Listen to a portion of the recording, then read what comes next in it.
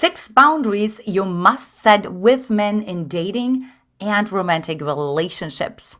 In this video, you will discover what expectations to set up in a relationship in order for you to feel fulfilled, to feel it's an authentic, trusting, transparent, right? Like honest and like mutually beneficial, fulfilling relationship. So let's go ahead and dive right in. Number 6 is communication on social media, right? Like we're meeting right now on social media. And what I've really seen after working with thousands of single, successful women all over the world is that, when it comes to communication on social media, it gets really iffy, right? I hear like from women telling me, well, he liked this woman's profile, right? Or, or she, he commented on this.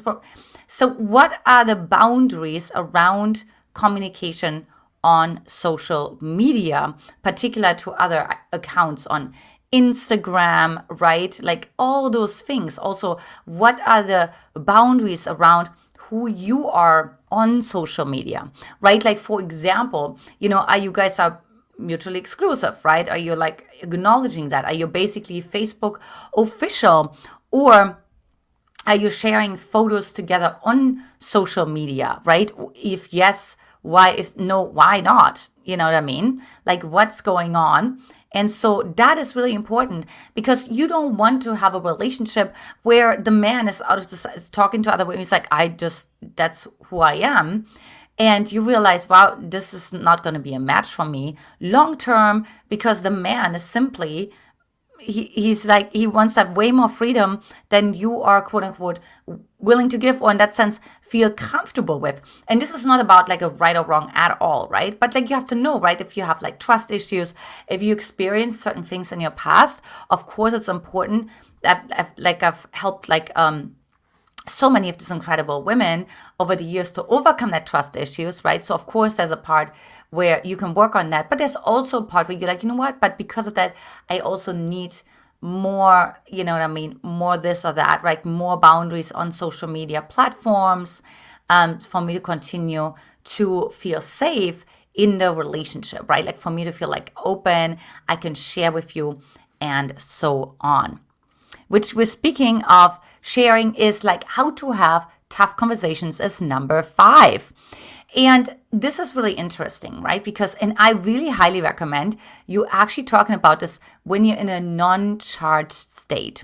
Because if you are trying to have tough conversations about topics that are really polarizing, right? It could be all kinds of different things. It could be a religion, could be politics. It could be about maybe you're an anxious, he's an avoidant, and what are the needs around that. And maybe you remind him of his mom and, all the things, right? You don't want to be needy, like he's afraid to lose his freedom, to be trapped, or vice versa. So how do you have those tough conversations?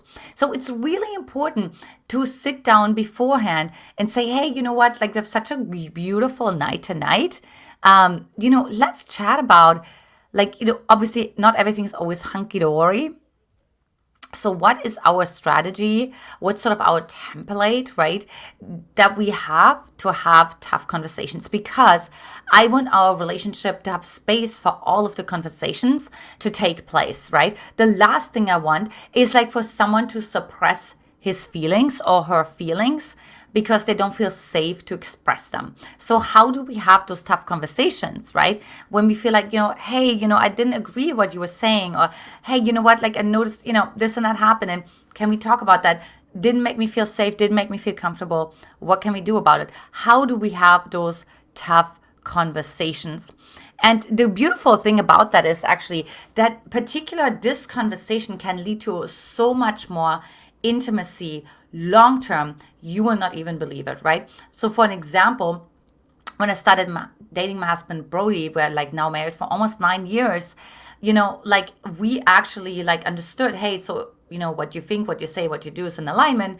So when something comes up for you, you have to speak to it. And so I said, hey, there's this part inside of me that wants to manipulate you. And he's like, oh, how does he want to do that? And all of it. So it was like really tough, right? Because it's like, oh my gosh, I don't know how he's going to respond to it.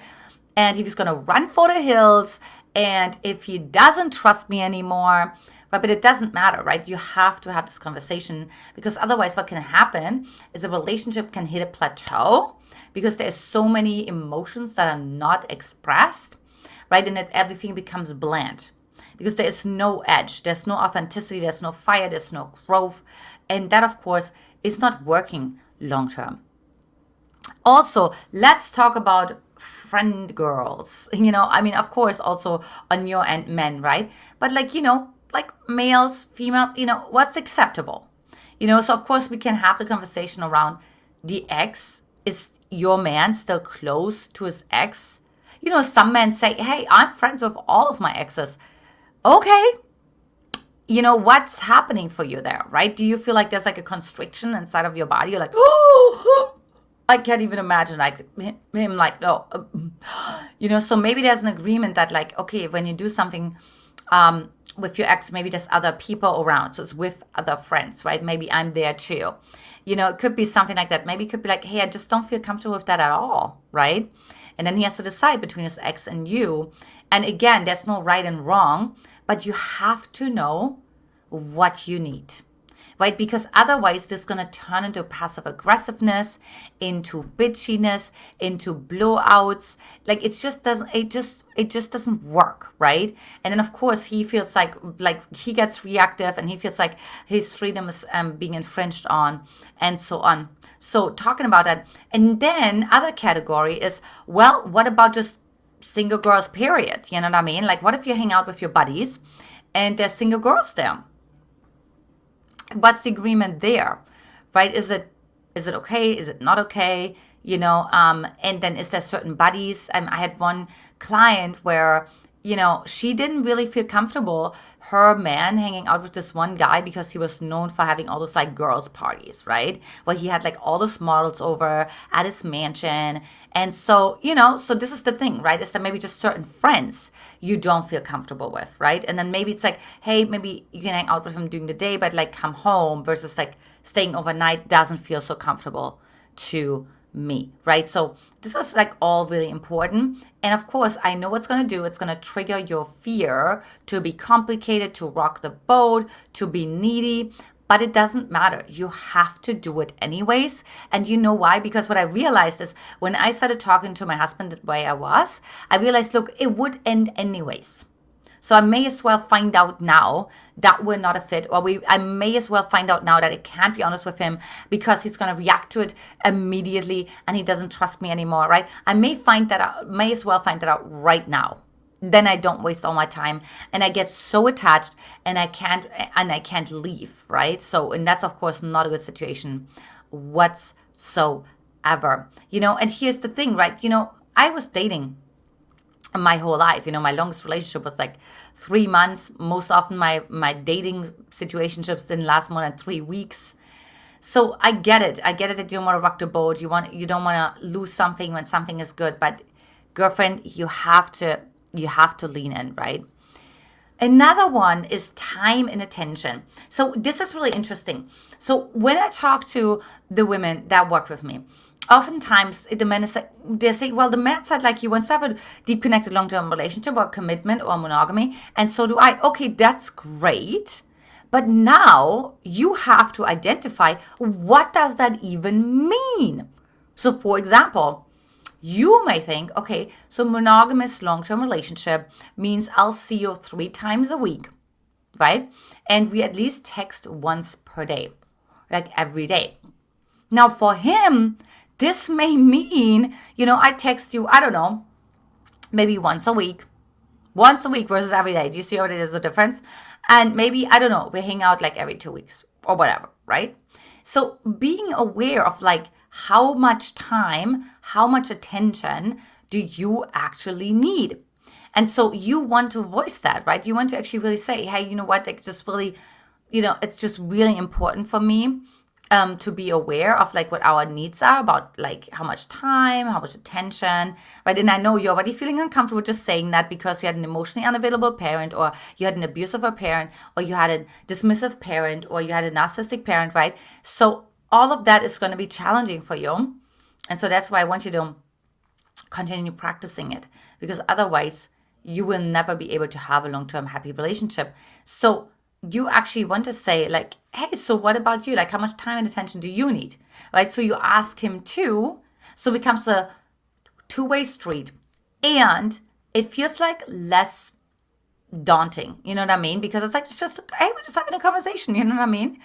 And it brings his defense mechanisms down if you would have any, right? But that's really awesome, because then now you have that in place and you don't have to wonder, like, is he gonna call me on Friday? Well, I haven't heard from him since Sunday. Like, oh, like, should I text? Should I not text? Right? All of that is clear, and there's trust, and there's congruency. And number 2 is personal space. And personal space, that's really important too, because some of us are empaths. And so what that means is, maybe you're like, you know what, let's say if you, live together, right? Hey, once a week, or maybe let's say when I come home from work, I really need to have my bath first, right? I need to listen to whatever my favorite meditation first. I want to read the Bible for 30 minutes first, or first thing in the morning. Like, I don't really want to talk to anyone. So what's your need for personal space? Right? Like, or hey, when you text me, give me 12 hours, 24 hours to respond. What's your need for personal space? This is so interesting, isn't it? Because we're discussing all of that, and normally we just fall into a relationship. Nothing's being talked about. Just a lot of assumptions are being made, and then nobody feels safe. And everybody feels like, oh my gosh, get me out of here, right? Or everybody's leaving their body. You're no longer associated.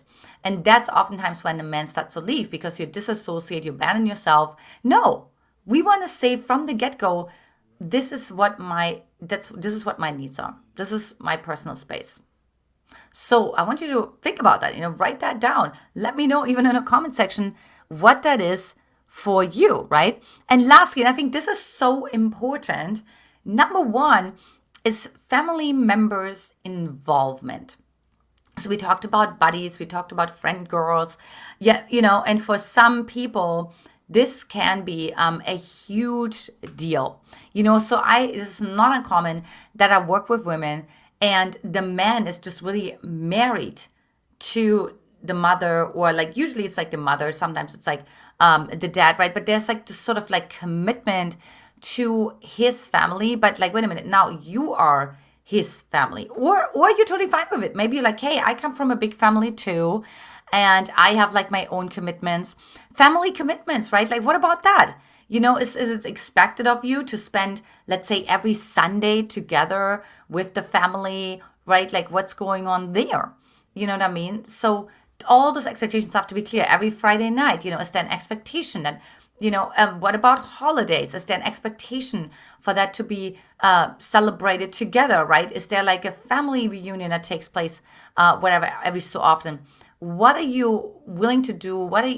All the things, right? It's so important. So whether you already have kids, whether you want to have kids, all of that plays a huge role. And of course, you also have to see, depending on if you like his family, because your environment trumps willpower.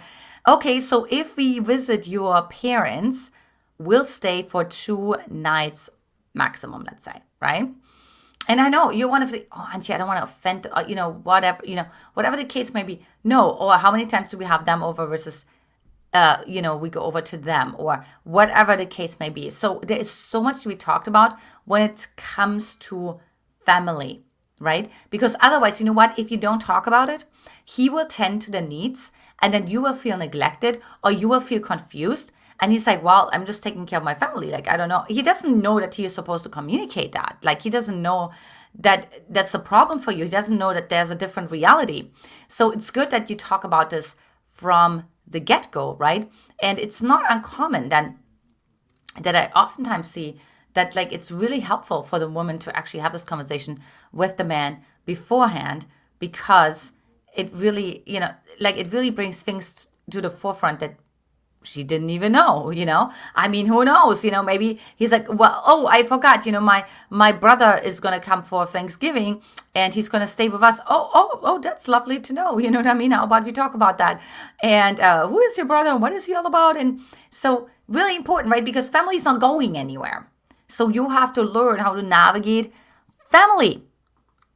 Now, since we're already talking about emotional commitment, what you need to watch next is my video on 5 signs he's emotionally committed to you by clicking the video image to my right. All right, lots of love to you, ladies. I'll talk to you in the next video. Bye-bye.